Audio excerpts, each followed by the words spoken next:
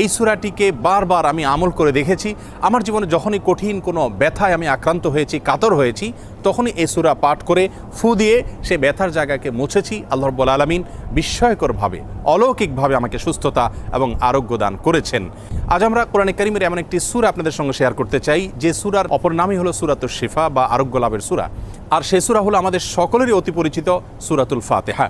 সহিহ বুখারীতে আবু সাঈদ খুদরি রাদিয়াল্লাহু আনহু থেকে একটি হাদিস বর্ণিত হয়েছে, যে হাদিসের মাধ্যমে বোঝা যায় যে সাহাবায়ে কেরাম সূরাতুল ফাতিহার মাধ্যমে চিকিৎসা গ্রহণ করেছেন এবং অলৌকিকভাবে, বিস্ময়করভাবে কঠিন এবং দুরারোগ্য সমস্যা থেকে তারা মুক্তি লাভ করেছেন।